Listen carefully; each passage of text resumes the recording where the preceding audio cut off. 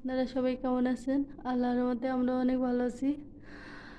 তো আজ আবারও একটি ভিডিও নিয়ে আপনাদের সাথে হাজির হলাম। তো আমার মেয়ের দুপুরে রান্নাবান্না তো আপনাদের সাথে শেয়ার করলাম। এবার হচ্ছে বিকালের নাস্তাটা আপনাদের সাথে শেয়ার করব। তার আগে তো শেয়ার করব, আর এখনও অনেক কিছু বাকি আছে, কিন্তু মেয়ের গিফট সাজগোজ সব আর কি বাকি আছে। তো সবার প্রথমে আপনাদের সাথে শেয়ার করতেছি কেক। এখানে কালকে রাত 12টার সময় কেক কাটা হয়েছিল, তো সেটারই অবশ্য ভিডিওটা আপনারা দেখতে পারবেন। আর আজকের কেক এই যে, আজকে কেক কাটবো। Happy birthday to Harika. তুমিও পাশে বসে আছে, কথা বলতেছে। আর এদিকে যে বিকালের নাস্তা বানিয়েছিলাম, এখানে হচ্ছে বল কেক, এটা পুরো কেক রেসিপি। আর এখানে হচ্ছে ডিম পিঠা, আর এখানে হচ্ছে রসকদম, এখানে হচ্ছে সন্দেশ, পায়েস, আর এখানে হচ্ছে তেলে ছড়ি নারকেলের পিঠা।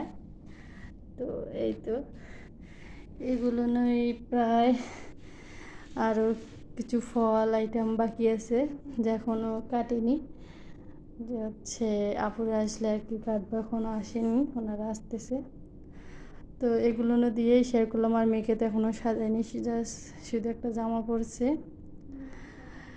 তো আমাদের বার্থডে কালকে দেখবেন না।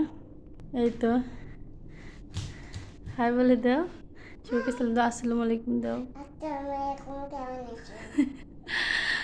সবাই আমার মেয়ের সালাম নেবেন, আর কেমন আছেন অবশ্যই জানাবেন, যেহেতু আপনার মেয়ে জিজ্ঞেস করছে। তো তো মেয়েকে একটুকু সাজায়নি, শুধু ক্যাপটা পরছে আর জামা পরছে। হচ্ছে যে সবাই ওর জন্য দোয়া করবেন, আর জন্মদিনের দিন একটু ভালো মন্দ খাওয়া দাওয়া, বাচ্চাকে খুশি রাখা, এই তো। তো কীরকম হলো অবশ্যই আপনারা জানাবেন। তো গিফট নিয়ে আবারও আপনাদের সাথে হাজির হব। তো আজ এই পর্যন্তই। আপনারা ভালো থাকুন, সুস্থ থাকুন, এই কামনাই করি। আর আমার মেয়ে দুইটার জন্যই সবাই দোয়া করবেন, যেন ওরা ভালো থাকে এবং মানুষের মতো মানুষ হয়। এই তো, আর এই তো ও চলে আসলো, এখানে কেউ সাজায়নি, আমার থেকে সাজে যাচ্ছে আর কি, সাজাবো, সাজার পর আর কি ইয়ে করবো।